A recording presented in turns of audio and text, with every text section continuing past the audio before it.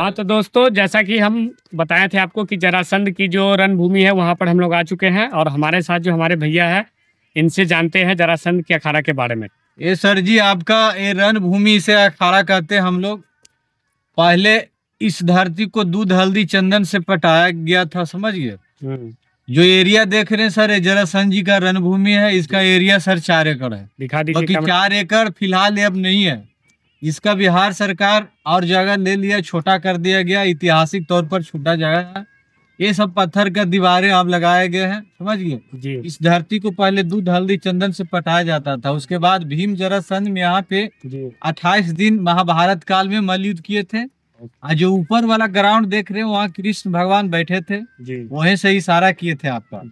वहीं से एक लकड़ी का तिनका फाड़ के फेंके थे कि ऐसे से ऐसे करना, तो बोले थे कि उल्टा साइड से मारना था। उल्टा साइड से मारे थे तो एक पैर इस पहाड़ पे फेंके थे, एक पैर उस पहाड़ से।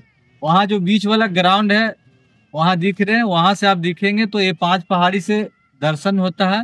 ये 5 पहाड़ी का बीच में रणभूमि अखाड़ा है। यहाँ का मिट्टी भैया खुशबूदार मिट्टी है, कहीं उजला कहीं पीला मिट्टी यहाँ का है।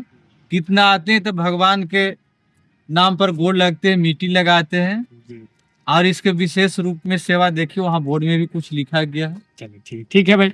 तो भैया ने काफ़ी खूबसूरती से अपने बारे में, इतिहास के बारे में बताया और हम लोग भी चलिए अंदर देखते हैं कहाँ पर है, और वहाँ पर चल के हम लोग भी मिट्टी का दर्शन करते हैं और प्रणाम करते हैं। तो आइए और देखिए, यहाँ पर लिखा भी है जरासंध की रणभूमि, battle ground of Jarasandh, Bihar tourism. तो आइए देखते हैं अंदर में और जानते हैं।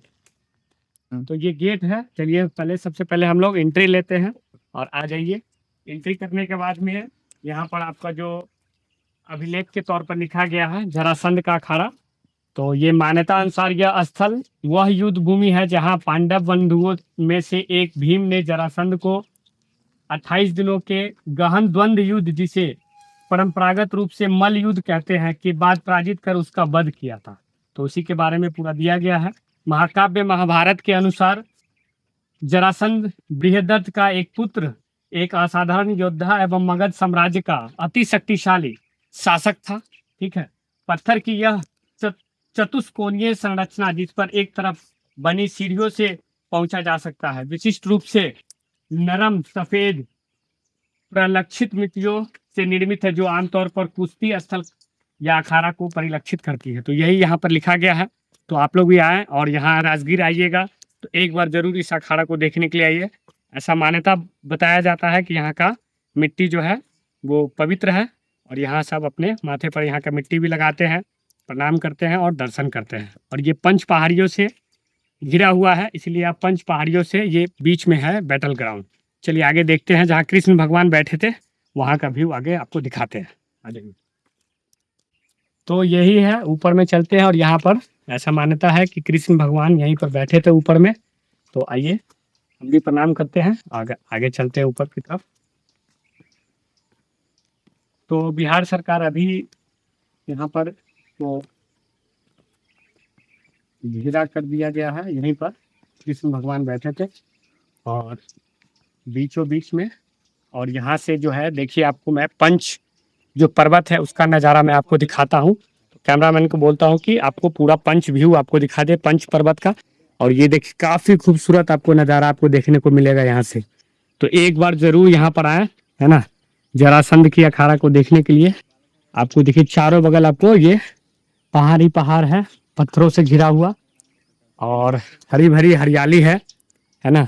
तो पंच पहाड़ को आप लोग देख सकते हैं, 5 दिशा में है ये, है ना। और देखिए काफ़ी हरा भरा है। और यहीं पर ऐसा मान्यता है कि यहीं पर कृष्ण भगवान बीचों बीच बैठे थे और उनके बीच में युद्ध हुआ था जरासंध के बीच में।